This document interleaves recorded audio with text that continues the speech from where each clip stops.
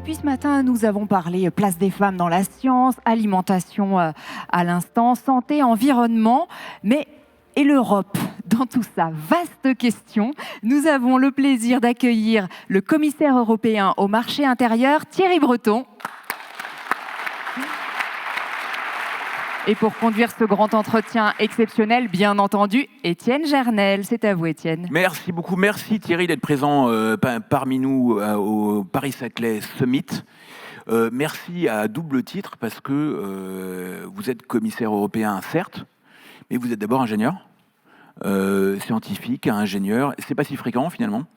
On les cherche. Alors on a eu Elisabeth Borne qui était ingénieure première ministre il y a peu de temps, mais finalement c'est extrêmement rare.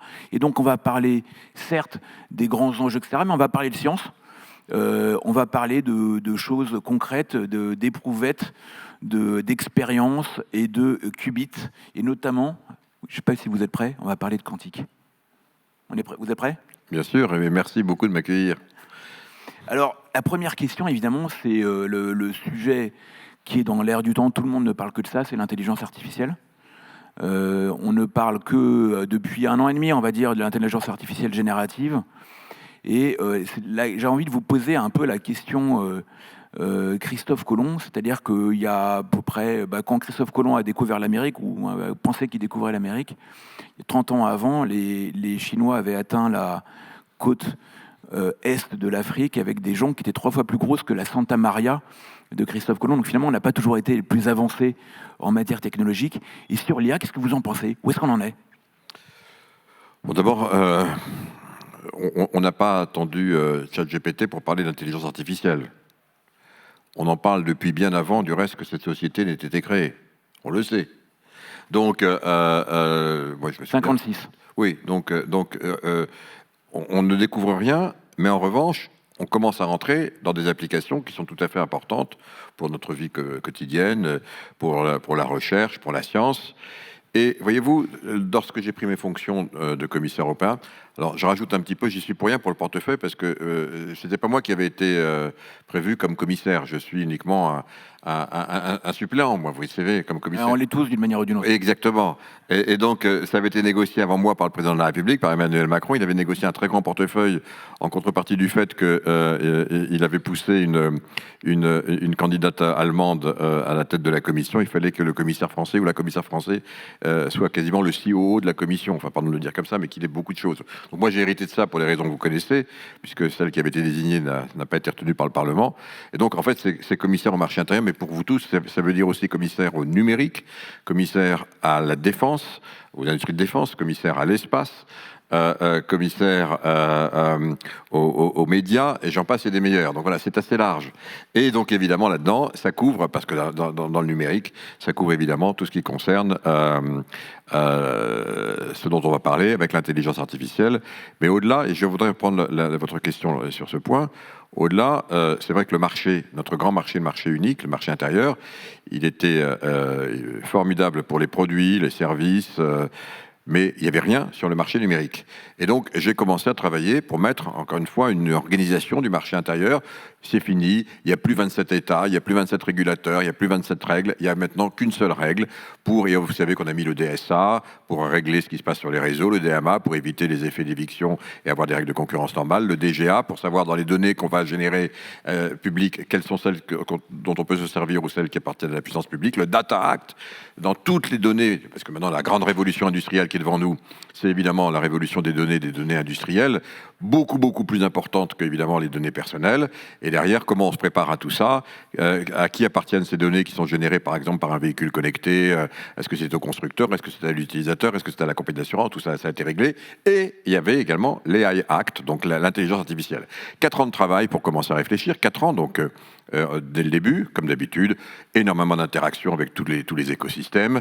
Et on fait une régulation, on propose une régulation tout simplement, ce qu'on appelle dans notre jargon risk-based, c'est-à-dire basée sur les risques.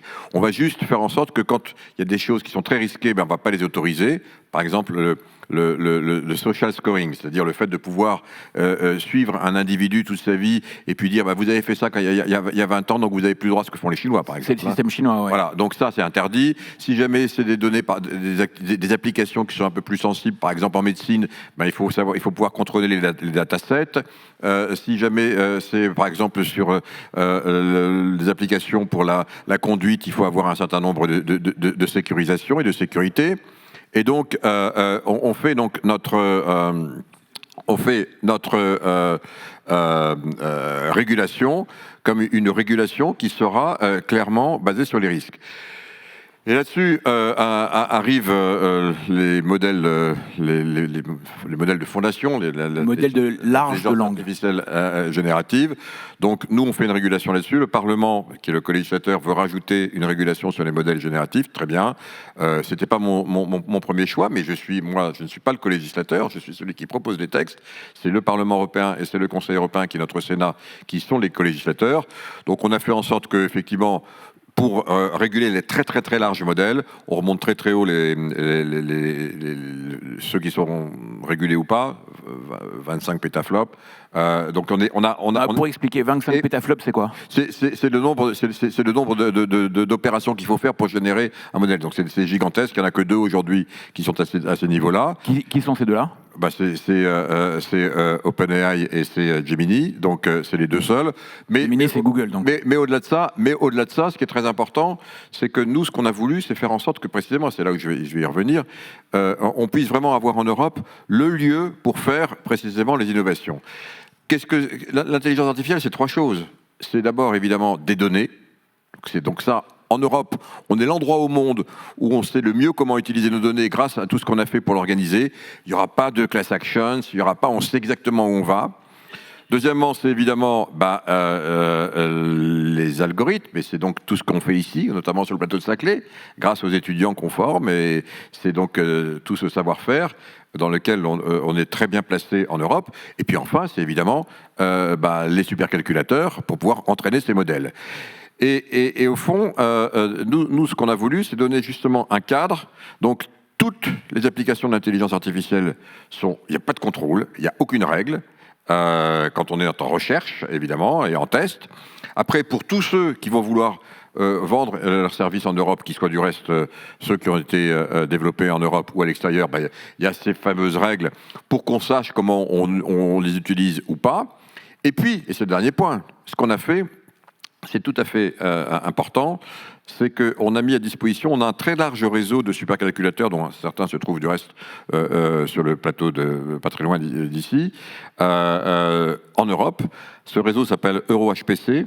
C'est la plus grosse puissance de calcul aujourd'hui disponible dans le monde, mise en réseau, pilotée pour moitié... 1000, expliquez-nous ça. 1000 Aujourd'hui, il y a une dizaine de supercalculateurs. On va avoir 2 exascales, donc c'est-à-dire parmi les 3 plus puissants au monde. Et ils sont en Italie, ils sont en Espagne, ils sont en France, ils sont donc dans certains pays, tous reliés, en Allemagne évidemment, reliés en réseau. Et on va mettre cette puissance de calcul donc aux startups qui vont vouloir venir développer leur modèle donc en Europe. Donc je crois que si vous voulez... Vous pensez qu'on peut gagner, nous, l'Europe? Ah mais j'en suis convaincu. Je suis convaincu que là, on a vraiment tout ce qu'il faut aujourd'hui pour le faire. Reste encore évidemment les financements, donc ça c'est très important, mais c'est plus général évidemment. Il faut absolument qu'en Europe, on développe un marché vraiment unique du financement, c'est pas le cas. C'est l'objet d'un prochain mandat, on verra qui ce sera, peut-être moi, on verra bien. Oui. Mario Draghi, dans un discours qui a été assez remarqué à Washington, a dit les politiques monétaires ont permis de résoudre des chocs du passé. Et pour les enjeux du futur, notamment la sécurité d'approvisionnement, c'est un sujet dont vous êtes occupé un peu, notamment sur les vaccins, etc. C'est les politiques budgétaires qu'il faudra. Et il disait probablement au niveau européen. Est-ce que ça veut dire qu'au niveau européen, il faut que la Commission, enfin que l'Union européenne fasse un plan d'investissement dans la recherche beaucoup plus significatif qu'aujourd'hui? Alors, on a déjà un programme formidable qui est Horizon 2020, que beaucoup d'entre vous connaissent, qui fonctionne vraiment formidablement bien. Je tiens à le dire, mais ce qui est très intéressant, c'est que dans toutes les nouvelles politiques que nous menons, et en particulier les politiques industrielles, parce que moi je suis de ceux qui pensent qu'il faut de plus en plus rapprocher l'industrie et la science. et surtout l'industrie telle qu'on la développe maintenant, l'industrie 4.0, dans tous les domaines. La proximité de l'appareil industriel par rapport je dirais, à la recherche en amont ou la recherche même applicative va devenir de plus en plus important. Je prends l'exemple des semi-conducteurs. Sur les semi-conducteurs, vous savez que l'Europe est le numéro 1 mondial de très très loin en ce qui concerne donc l'instrumentalisation, les instruments faits pour les robots, pour faire les semi-conducteurs, y compris les plus avancés, y compris en dessous de 2 nanomètres. Et j'ai nommé, sans faire de publicité, ASML, que vous connaissez bien. Numéro 1 mondial incontesté, avec de la recherche massive, avec des applications massives. On a développé une nouvelle politique industrielle sur les semi-conducteurs, qu'on appelle le CHIP Act, et dans lequel, et dans toutes les politiques que je mène, je pousse ça. Il y a 3 piliers. Il y a un pilier, évidemment, financement. Il y a un pilier de facilitation pour pouvoir développer les applications plus rapidement. Et puis, il y a un pilier recherche.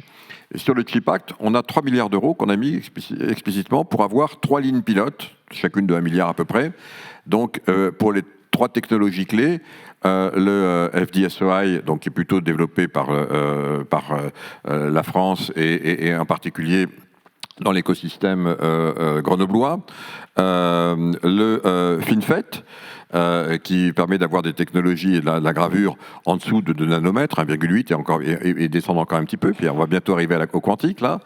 Et puis, tout ce qui est packaging. Et donc, on a 3 lignes pilotes de 1 milliard pour pouvoir faire la recherche, développer. Et je tiens à le dire, on a des chercheurs du monde entier qui viennent. Ils viennent se former, y compris des gens des ingénieurs de Taïwan, des ingénieurs américains. Et voilà. Donc, la recherche, c'est très, très important, évidemment, appliqué aussi au modèle applicatif et au développement industriel. On le fait aussi maintenant dans la clean tech. On le fait en médecine. Donc, dans toutes les politiques industrielles que l'on va mener, en plus des programmes de recherche fondamentale portés plutôt par Horizon, dans toutes les politiques industrielles que je développe, je mets maintenant systématiquement un volet recherche qui soit proche de l'appareil productif. Alors justement, passons, mais concrètement, dans lesquels tout le monde dans l'intelligence artificielle parle de la capacité de calcul. Tout le monde a ça à la bouche. On voit les capitalisations extraordinaires de Nvidia et d'autres entreprises qui sont dans le domaine de la capacité de calcul. Et derrière, il y a la nouvelle frontière qui est le quantique.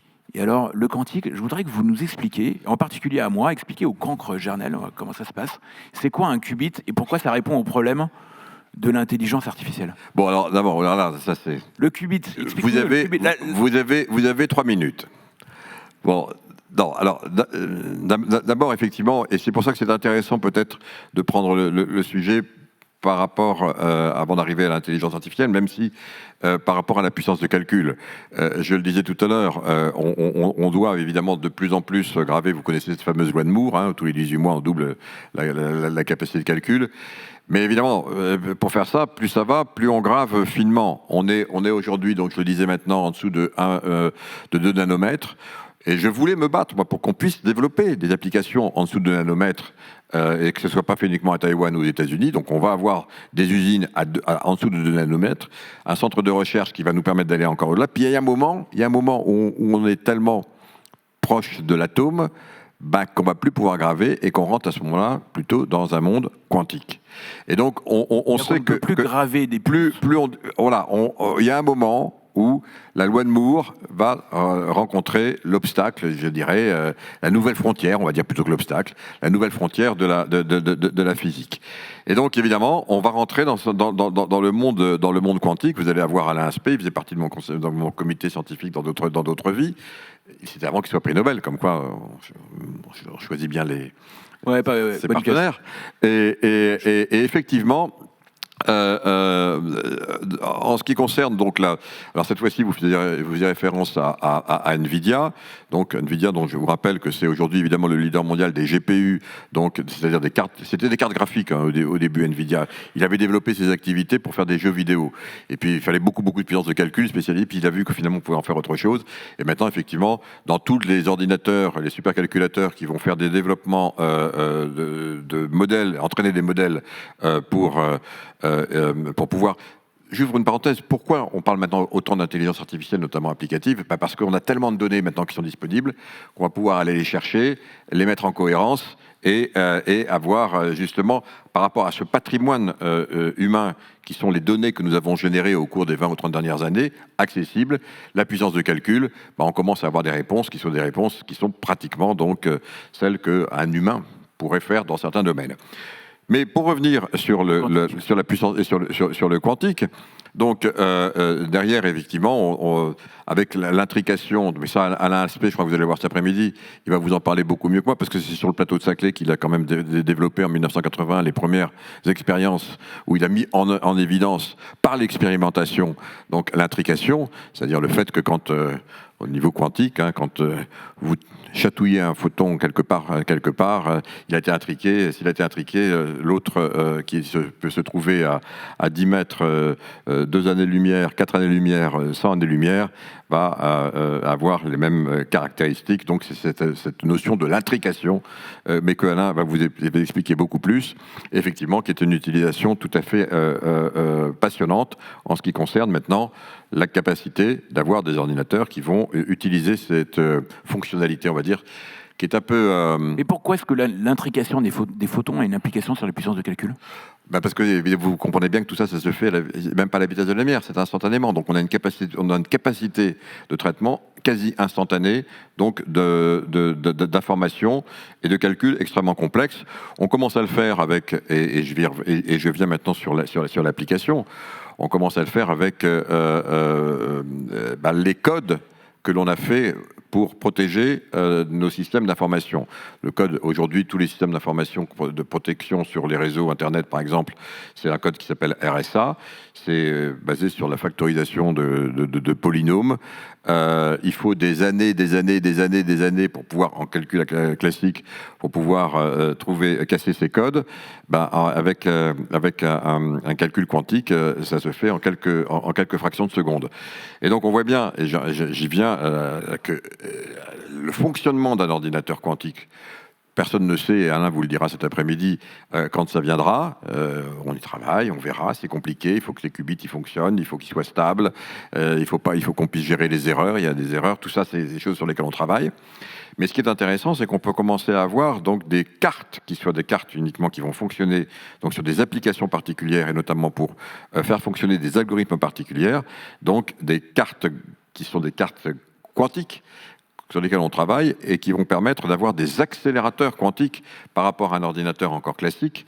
Comme on met une carte GPU NVIDIA pour accélérer sa puissance de calcul et qui vont nous commencer à nous permettre de pouvoir traiter des problèmes extrêmement sophistiqués, extrêmement rapidement, et y compris casser donc les fameux codes qui protègent aujourd'hui l'intégralité de nos systèmes d'information. D'où les réflexions que nous avons et que je mène moi maintenant à la commission, donc de rentrer dans une logique qu'on appelle dans notre jargon post-quantique. J'aime pas trop ça, mais c'est le terme qui est consacré. C'est-à-dire on se dit, si jamais on a ces cartes quantiques, et dont moi je pense qu'on peut les attendre dans les 5 ans qui viennent. On parle pas de science-fiction là. L'ordinateur quantique, il est peut-être pas encore pour demain. Les cartes quantiques qui vont faire de l'accélération quantique, ça j'y crois beaucoup. Et ça veut dire qu'il faut qu'on commence à travailler pour protéger l'ensemble de nos systèmes d'information avec une nouvelle cryptologie, là encore une cryptologie quantique, là encore en utilisant en particulier la notion d'intrication, par exemple, avec des clés, mais aussi au-delà, pour pouvoir protéger donc nos systèmes d'information.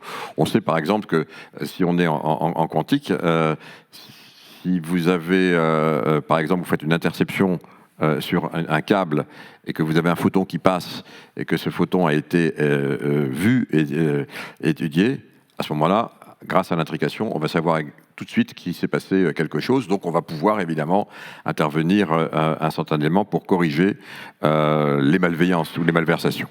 Donc je résume. Pour nous, ce qui est très important, et on travaille énormément là-dessus, c'est qu'on commence à travailler précisément donc, sur les applications quantiques. On les fait aujourd'hui dans notre domaine. Alors, il y a beaucoup d'applications en médecine, IRM, etc. On le sait. Hein, mais IRM, pour c'est nous, du quantique. Le laser aussi, c'est du quantique. Voilà, et le laser, bien entendu. Mais pour nous, c'est vraiment en ce qui concerne la protection de nos infrastructures. Donc on travaille maintenant, on a des développements, des programmes très importants, on appelle, à travers un programme qu'on a appelé le Quantum Manifesto, et je vais continuer à pousser pour mettre beaucoup d'argent là-dessus, pour pouvoir commencer à travailler à la protection, plus que travailler, de nos systèmes. On est en train de lancer, comme vous le savez peut-être, une constellation que j'ai beaucoup poussée qui s'appelle Iris Square, qui est une constellation en orbite basse, mais qui va s'appuyer aussi sur des constellations MEO et GEO, donc qui va permettre d'avoir de la connectivité ultra sécurisée, et elle sera évidemment, elle portera de la cryptologie quantique pour protéger nos communications intergouvernementales, les communications également militaires ou les interactions militaires sur les théâtres d'opération. On est en train de finaliser l'appel d'offres. On a énormément de très fortes compétences européennes, bien sûr, c'est des compétences, dont beaucoup d'entreprises qui sont issues du plateau de Saclay, je ne vais pas les citer, mais vous les reconnaîtrez, et qui vont évidemment embarquer leurs services et leurs technologies. Je pense sincèrement pouvoir vous dire que ce sera la constellation la plus évoluée au monde dans ce domaine-là. Résultat de l'appel d'offres dans les quelques jours qui viennent. Est-ce que ça veut dire qu'aujourd'hui, la souveraineté de l'Europe, quand on réfléchit à ça, on pense beaucoup aux obus 155 pour l'Ukraine, et que la bataille du quantique est un enjeu de souveraineté crucial? Bien sûr, c'est un enjeu absolument majeur.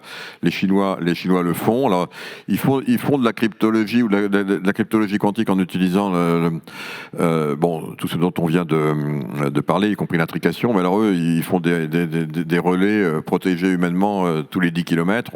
Voilà, donc c'est un peu à la chinoise. Mais ils investissent quand même beaucoup. Bien entendu, les États-Unis également.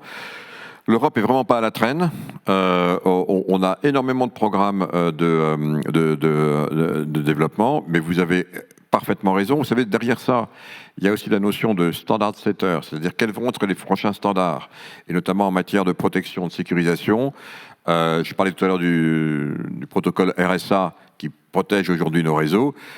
Il y a aussi, il faut bien voir les choses en matière de souveraineté, puisque c'est ce dont vous venez de parler, Étienne Jernel, à l'instant, le fait que l'Europe puisse émettre aussi avant les autres, parce qu'on est en avance en matière de science et puis de technologie applicative, des standards qui vont faire référence au niveau mondial. On l'avait fait notamment avec le GSM et autres. On voit que quand on perd cette notion de standard, on perd aussi des avancées technologiques. Donc moi, je me bats beaucoup pour que précisément on ait un temps d'avance en permanence, parce que si on est standard setter, ça veut dire qu'on va faire plutôt la recherche et l'innovation ici que ailleurs. C'est un sujet extrêmement important. Alors, quand on pense aux États-Unis, la Chine, c'est l'État. Clairement, il y a toujours l'État qui est derrière. Aux États-Unis, c'est un peu différent. Il y a les GAFAM qu'on décrit parfois comme des États dans l'État, d'ailleurs, qui se comportent comme des États. Mais il y a quand même le Pentagone qui joue un rôle important. Et en Europe, ça doit être qui ? Vous faites allusion à la DARPA en particulier, qui joue beaucoup et qui joue un rôle extrêmement important. Pour nous, et vraiment c'est quelque chose qui est très important, et le point est toujours à l'avance. Toujours. Et moi, je me rappelle d'une interview que j'avais donnée sur le quantique et sur les accélérateurs quantiques en 2015 ou 2016. C'était dans une autre vie. On était leader mondial du reste des simulateurs quantiques. Et puis, on avait parlé aussi d'un fonds européen de défense. C'était avant qu'un jour, je pense que je serais celui qui le mettrait en application. C'était en 2016. C'était une idée que j'avais eue, parce que j'aime bien aller me promener dans la Creuse. Et en marchant dans la Creuse, j'avais eu cette idée de faire, tiens, il faudrait faire un fonds européen de défense. J'en avais parlé à Étienne, il m'avait dit, mais c'est une super idée. On avait fait une interview.